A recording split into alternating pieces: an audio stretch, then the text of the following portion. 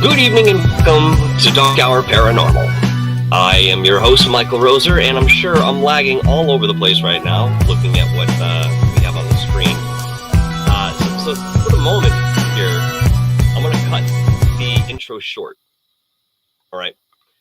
Already, I'm experiencing some lagging issues, and you guys know how this is on my end sometimes, and I do apologize, but we'll can. For those of you in the chat, especially my moderators, if it's getting really bad and it's indiscernible what we're talking about, please, you guys have my number. Hit me up on my phone and let me know if that is. Hopefully that won't be the case, but just in case.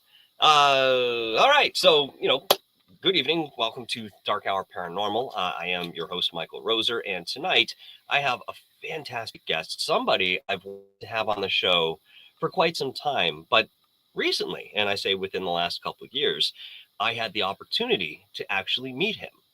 And within that, I knew personally that there is an energy this individual encompasses and is surrounded by that's much deeper than one might think, looking in terms of the physical eye at somebody and within the profession that he's been in, and several professions, I should say, at very least.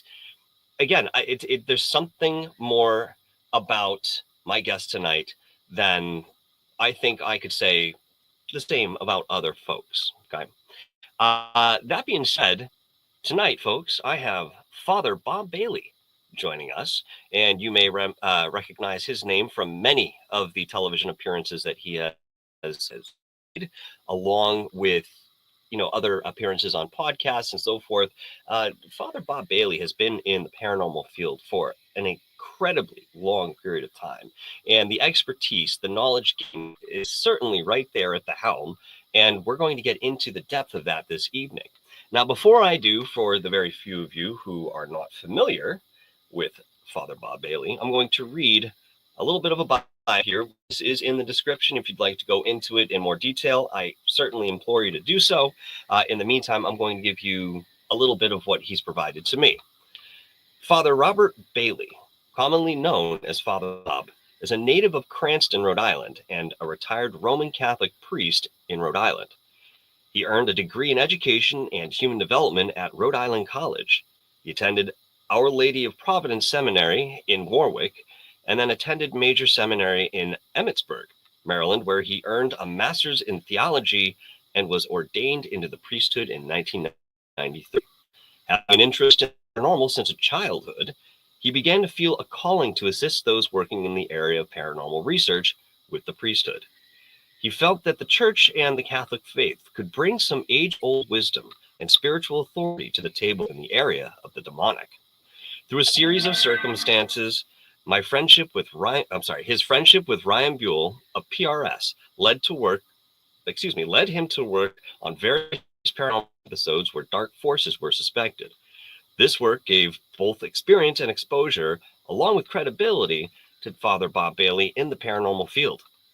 He had also been contacted by paranormal groups in the local area for spiritual assistance. Because of this, he began to receive numerous requests in his local area and by both individuals as well as paranormal investigators, which he was able to take under some of those endeavors. Apparently, the need became such that he founded a ministry, the Praesidium. Father, you'll have to recite that. I don't think I'm saying it correctly, but I'll try. Praesidium Warriors of St. Michael, PWSM. And there's a website, with the service of investigators and individuals who may encounter negative or forces by the way of education and training in spiritual warfare. Now, his bio goes on a little bit more, and again, I'd ask you to go and read some of the credentials that he has put forward. But just to mention, he's obviously been a guest on Paranormal State. He's also had the privilege to work with the late Lorraine Warren, who obviously was a wonderful woman for many reasons. Michelle Belanger, Chip Coffey, and of course, Ryan Buell. Now, that being said, take a look at his rapport here. I mean, he has so much he's been working with, not only in the public eye, because that's not what it's always about. There's an entertainment aspect when it comes to the conveyance of certain paranormal concepts when you wrap the idea of entertainment and television into it. And that's not to say that there isn't anything genuine out there in terms of that production, but by and large, in most cases, these are crafted and contrived narratives that, well, sometimes the participants who want to be a little bit more genuine are allowed to do so. Not saying that that's Father Bob Bailey's experience, but many people that I've spoken to within the world of television have told me this. Well, that being said, without further ado, enough of me yapping. You didn't come here to hear me, did you? No, I'm kidding. I'd like to introduce to you my good friend and yours, Father Bob Bailey. Father, thank Hey, you so Mike. much for joining. I'm looking forward to this interview, buddy. How you doing today? Good. I'm looking forward too. Fantastic. Well, when we get into some of these interviews, I like to come back to a foundation before we get into some of the more intimate details of experience and profession. Within your outline in that bio, you gave us a little bit of an idea when you joined the priesthood. But my question for you, just to start this off, is what drew your attention initially? Was it paranormal experiences or things that were related in that sense, or was it the priesthood that you had interest in, and then one leads to the other? Where did you begin with all of this? Well, I think when I was really young, I was always a horror movie buff, and but I always had a sense of uh, the war between good and evil, and most of that was because my mother's cousin was a priest, and we used to talk every single week, and he taught me stuff, even at a younger age, and solid stuff. So that was always in me. Like he talked about spiritual warfare. He talked about the reality of demonology and all of that. And but also I was always interested in the miraculous, the supernatural, and within our Catholic tradition, apparitions of Mary, of Jesus, miracles that happen. So it wasn't a huge leap of faith to jump from the miraculous into the paranormal. To me, it was just, it was just an easy transition. Um, and I got to a certain point where I just wanted to be a priest, that I figured that my priesthood could bring some things to the table in the paranormal world. And people were asking, they wanted the input of Catholic tradition. And so that's when I, at the time, asked my bishop, and he okayed it. Gave me a few caveats, uh, and uh, and that began, my working with. I began with the Johnsons, Keith Johnson and Sandra Gosanier. That was the very first exposure, and it really got my interest going. And I knew, when I was called in on a case to help them, it's like, this is what I want to do. And then after that is when I sort of accidentally became friends with Ryan Buell by writing to him and tell him I was a Catholic priest and I was a fan of the show. And that began a relationship with him.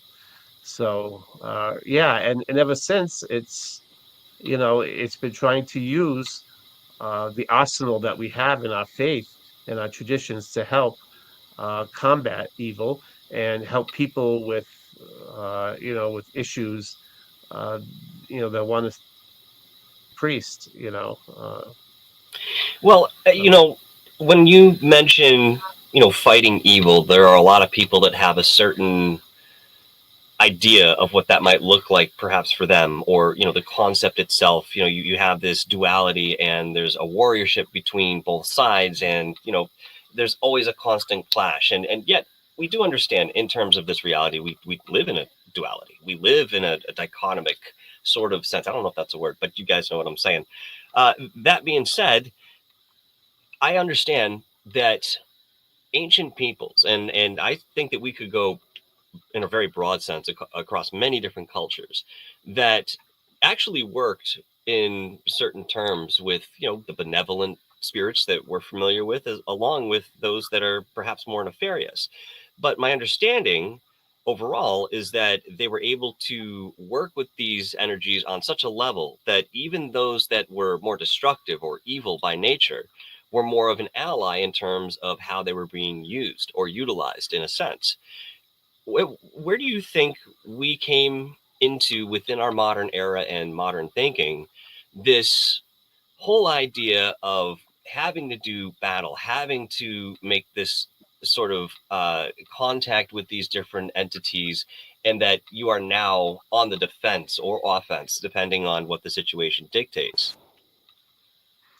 Yeah, I think in our belief system, in the Judeo-Christian belief system, we have the whole episode of the fallen angels, Lucifer uh, being, rejecting God, wanting to be like God and rebelling, and then being cast out of heaven. And ever since then, he's been a nemesis, trying to drag souls who we believe created in the image of God, trying to drag them down. And so that's where the beginnings of the battle between good and evil, and that's in our belief system. And so the demons that went with him, other fallen angels, uh, you know, just like we believe that angels, there's an army of angels, we also believe that there is an army of demonic forces.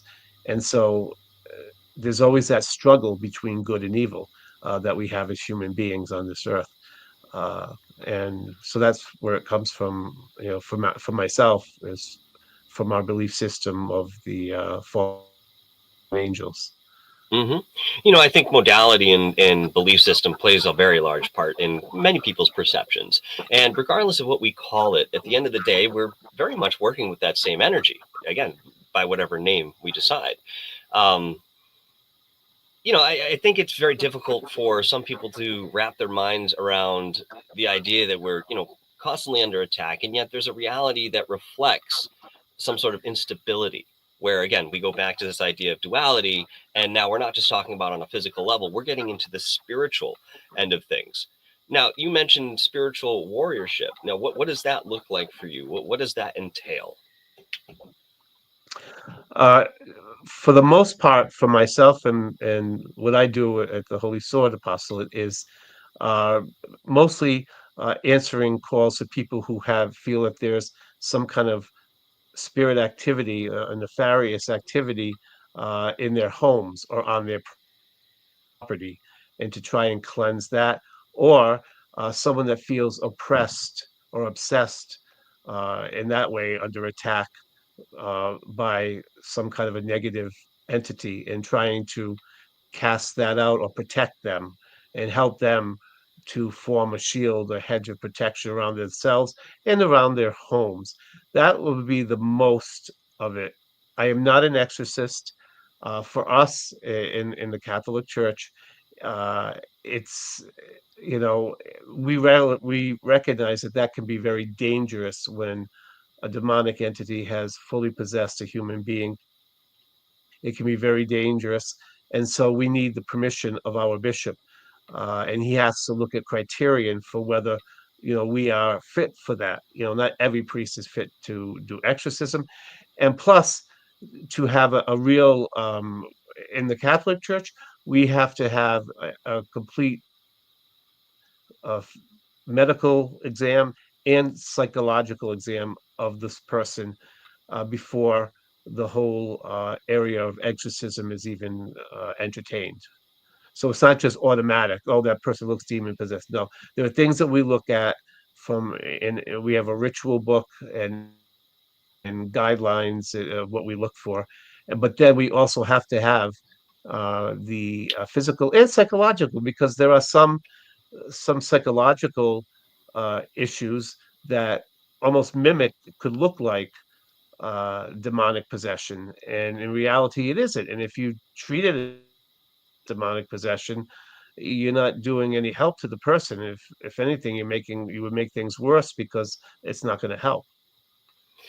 In the many cases that you come into contact with and perhaps even led, what rough percentage would you say of people or those experiences sort of fell under the umbrella of, what we would call some sort of instability within the individual itself versus something more paranormally oriented? Good question. In my experience, I've only run into one case that I would say was demonic possession. And once I realized it was, I stopped and said, "This is above my pay grade." And I called the local bishop of the area who knew me, and then he handed it to somebody that could handle it. But if I respond to a case, probably out of 10 cases, maybe maybe five, half of them were totally spirit, spirit activity, and the other are either there's a other explanation or there's a mix of both, and both can happen. You can have a psychological issue as well as a spiritual issue. One can beget the But other.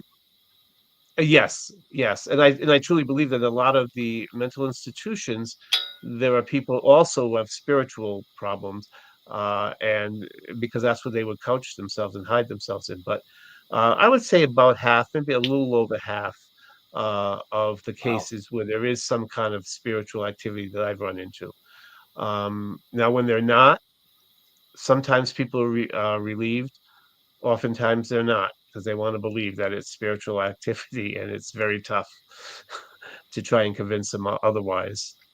Well, it's difficult too because, if we really get into the thick and thin of things, we understand that we are creating our reality along with a simultaneous collective creation that we're all a part of. And yet we have a certain control over our individual reality through that thoughts manifest concept. So when you have somebody who maybe wants that sort of attention, or even beyond that, maybe is sort of getting something out of having this activity around them. And believe me, I've met many people that really enjoyed that to the extent, but there were others who just wanted the activity there because it was some sort of confirmation for themselves rather than, saying, hey, this is very easily something that can be dispelled and you can go back to, normalcy and so forth. And some of them just don't want to do it. There's a subconscious stonewalling that occurs where they'll only go so far. And perhaps some of that has to do with fear, but again, perhaps that has to do with something more constructive in terms of that thought. It's interesting when you talk to different people on that level. Um, what was I going to ask you? I'm going to ask you something. Oh, regardless, I'll start with something else I wanted to get into. And that is when people come to you for, assistance in this way, perhaps a deliverance of some energy that is bothering them. Mhm. What do you Are there any patterns that you come across in terms of the name of that energy, or are these just individuals that were human at one point and just sort of brought this terrible disposition with them from life into the afterlife and now they seem demonic, or they have some sort of behavior that has attributes that one might call evil yet still being a human being at one point? Or do you come Mhm. across other entities that are not supposed to be here, definitely not designed for this vibration, and perhaps have never been human and are non-human in nature? Right, that's a great question too. I've run into the gambit. Um, yes, I have run into demonic spirits, but I have not, the name of it. Really, the only time that a name is tried to be ascertained is when an exorcist tries to ascertain the name of the demon that's possessing the soul. Because once you have the name, you have power over it. It's Hmm. not as easy when you're just doing a deliverance. However, there are also lesser spirits that I call. It could be a spirit of anger. It could be a spirit of lust. It could be a spirit of pride. It could be whatever. And these are lesser spirits, but and you know, and sometimes even some of the things that even like, for instance, what leads someone maybe into alcoholism. There could be also a spiritual dynamic to it Mm-hmm. besides someone who has an issue with that. So it runs the gamut, but there are also places and homes that are were inhabited with human spirits. Now, whether what we call earthbound or purgatorial, as I call them, because I really do believe in the state of purgatory, and that these souls are working their way towards heaven, but just need help. And some who are earthbound. Now, it's an anomaly because normally when you die, you go where you're supposed to go, but sometimes it's not the case. And I really thought long and hard, how does this fit into my Catholic faith? And uh, and what I came up with is that we have free will, and we're born with that. And the angels have free will, so the angels always have that. So when we die, do we have that free will carried into the next? It's plausible to say yes. And if that person, for some reason, does not want to go yet, whether through fear or shame or unfinished business, whatever, then perhaps God honors that free will. And so they're earthbound.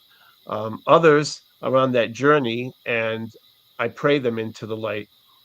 Uh, so, again, I found it very easy for people in the paranormal world to get the whole aspect of purgatory, purgatorial spirits, because sometimes when you lead them on, and they go, whatever you want to call it, we call it purgatory. You could call it anything else you want.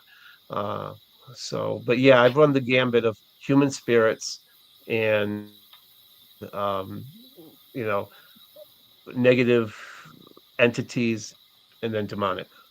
But far as names for the demonic, only once Chip Coffey told me, I believe, who one of the demons was. Yeah. Purgatory as a concept is quite fascinating. And for most people, this is an intangible concept outside of literature or modalities in terms of belief and so forth. And yet, I've come across this in a couple different ways, which, I mean, again, I can't say that through these experiences, it's absolutely definable in terms of, the word we're familiar with as purgatory, but it certainly encompasses a lot of those aspects. Um, Many years ago, my step grandmother and I started talking about spirituality, and I had not realized at that time that she was very deeply and heavily involved in spirituality and had been for many, many years. So one of the stories she was telling me was through her existential meditation practices, going into astral projection specifically. You would have to go through certain vibrational states before you sort of pop out of your body, and the natural course of what is goes on. Curiously enough, she mentioned a vibration or a level or dimension that you have to pass through where it's completely black, no light at all, absolutely, utterly silent. And yet you're going to see these disfigured uh, entities walking about, maybe mouths hanging open, looking like zombies, skin ripped off on half the face. You're seeing bones, skeletons. And she said that this was an area of vibration that particular souls would find themselves in, where they would just wander. And eventually, the idea is that you would get to a point of some sort of revelation through this time in the isolation that it is. Apparently, not a very pleasant thing. But again, this was something to Mhm. me seemed more conceptual than literal. So I started getting into astral projection around the age of 14, 15, and working with that seriously. And sure enough, I actually went through this band of vibration, which kind of struck me because I wasn't expecting it, although I was now familiar, given the story she had conveyed. It was not what I was, expecting to come up against. And for me, you go through that and you can feel yourself still rising through the process. And within your spiritual eyes, your third eye, your mind's eye, whatever, I started seeing these images floating about, and I noticed that they were all in some sort of grief, depression, pain, conflict, but it was all personal. Like none of them had interaction with each other. So I don't even know that they were aware that there were others in that same space. Mhm. But there they were, walking around or floating about. Woe is me, complete pity and self-loathing. So this happens very quickly. And if you, apparently I was told, I didn't test this out, if you actually focus some of your attention on those individuals while you're in the space, you can kind of get stuck there one way or another. Not that you're locked in and that, they're going to grab you and pull you to the depths of whatever, but the attention that it takes and the energy to sustain where you are at that moment, you could get kind of locked in somehow. There has to be something to that. And, when we talk about experiences with, I don't want to bring up ghost adventures, but there are a couple times I was intrigued by some of the evidence they brought forward. One case being a young girl had passed away. The family was absolutely in mourning. The father became very proficient in inventing different instruments to contact her through spirit. And one of the things that sticks with me on that episode is that when Zach asks, who's here, obviously this girl pipes back that she's there, and she says there are others. Well, how many are there? Well, right now 3. Oh, wait, nope, 7. Oh, actually it's 2. Oh, no, it's 12. So there was this highway of energies coming into this space, hanging out with whoever, almost like this is a party, and you're going from room to room, and you're just, hey, how's it going, blah blah blah. Do you find any of that to be accurate within your experiences being out there? Yeah, funny you should say. Yeah, I think your grandmother, her assessment really resonates with what many of us hold, the tradition that there are levels in heaven, there are levels in purgatory, there are levels in hell. And perhaps where your grandmother experienced that darkness and all that was at the very lowest rung of purgatory, almost near hell, but not in hell. But and the other thing is, I was very good friends with a mystic. Her name was Eileen George. She was from Massachusetts. She passed away a few years ago, and she at one point visited heaven, hell, and purgatory. And she said that purgatory was a place, and it wasn't a like a very scary place, but the beautiful thing is that there were people were working out their own baggage before they went to heaven. Yes. But they did not know, they were not conscious of any other people there and what those other people were thinking. So there was no embarrassment in that case. And so that makes sense. I mean, that resonates with that too. So yeah. And personally, what I do, sometimes if I have a free mass, I offer it for the souls in purgatory who are need it the most, who are at the very lowest rung. They have no one to pray for them, and that they would be freed, or that it would help the merits of the mass would help them. But I also have started a ministry with the souls that I asked Saint Michael and another saint that we believe is the patron saint of the purgatorial souls, to bring me souls that are ready, that just are working them out and they're ready to go. And so I asked them to bring them spiritually to the mass. And then at the end, after I receive Holy Communion, in my mind's eye, I see the light, and I see St. Nicholas of Tolentino leading these souls, and then Michael going in, escorting them into that light. And it's a beautiful. In the beginning, I used to ask how many. I don't ask numbers anymore, but in the very beginning, I did. And I've always had devotion to the souls in purgatory since I was a child. So, and I'm hoping if I ever make it to heaven, that they'll be all over there giving me a high five. Well, I mean, this sort of brings up another area of intrigue when it comes to this field. And that is the prospect that we actually may have the ability from this side to assist others crossing over as well. Now, Father Bob, I know that, in our private conversations, we both talked about Thomas Gormley, who within his outfit, something angels, I can't remember what the name of it is. Yeah, right, exactly. I love Tom. Hi, Tom. That's what he does, and he's very good at this. Now, have you had experiences where you personally were able to help something cross over? And if you were able to do that, what did that experience feel like for you, being in the environment where the spirit is present and then it moves forward? Do you feel a difference in the environment, some sort of shift? Okay. Well, as you know, right now I'm just starting to develop gifts, spiritual gifts. Hmm. Uh, and probably they were there, but I didn't allow them because of self-doubt, and that. So yes, I did help them. The only way I would know about any of that are people who were sensitives and were telling me, but I didn't know anything either way. Now, yeah, I do. I feel like there's a sense of accomplishment, that there's a sense of, people are being helped, and I gave them permission. I said, if you want to come and bug me, and I'll pray for you, you know. Hasn't really happened yet, Hmm. although, but it might. And that's in our Catholic tradition. There have been many holy people who've been visited by the souls asking for help. There's a museum in Rome in one of the churches called the Purgatory Museum, Huh. where souls have left marks, like burn marks, like on clothing and all that, just to get attention. Interesting.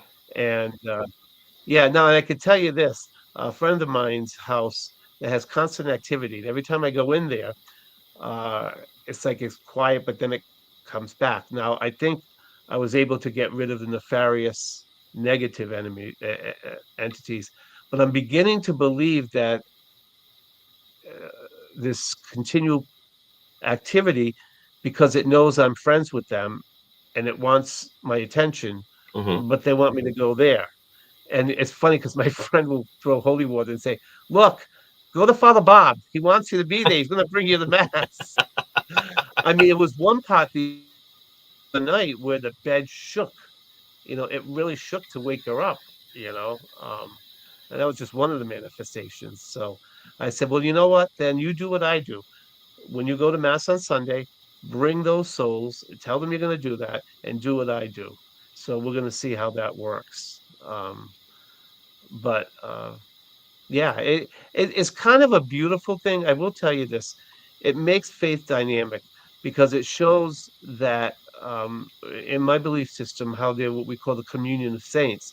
So, in our tradition, you have the souls that are in heaven, okay, and they pray with us, and they pray for us, just like you and I can pray for each other. And then there's the souls in purgatory. They cannot help themselves, but they can help us. So if sometimes I'll enact, say, "Okay, souls, I need your help." They Hmm. can do that, but they can't pray for themselves. So that's our duty to pray for them. So there's kind of like a relational thing between the living and the dead, those who are in glory, those who are on their way, and those of us who are still here on earth. And it makes it makes it dynamic, the spiritual life. And if more people knew that, and we talked about, I think, this is where the veil is very thin, Hmm. you know, uh, and sometimes we see that. But if we have eyes of faith and openness in our hearts and spirits, I think we're going to see more of that. Preston Dennett, the amazing author, for those of you who are not familiar with him, go look him up. Um, I didn't realize, he, for me, was born into the world of ufology within my awareness. And I connected with him on a personal level at one point, and he said, "Oh, no, I'm also very spiritual. I'm in an astral projection and all kinds of stuff." I said, "Oh, interesting." So as we got into talking about this, he mentioned that a friend of his had passed away. And he was out there in the ethers on an astral projection adventure, and he actually saw this guy walking aimlessly about, yelling at the top of his head, and he was scared. This guy had no idea where he was. He didn't know what happened. And you know Preston was able to connect with him and send him off in the right direction towards the light. So this is clearly something that we're capable of doing. Now my question really goes into something interesting here, and that is, if we look at this and observe it as a whole, it might be the natural causeway of the type of thought that goes into our place versus the place of those in the afterlife. So, what I mean by this is that many of those in the afterlife seem to have control to a certain degree. Oh, we can't hear you.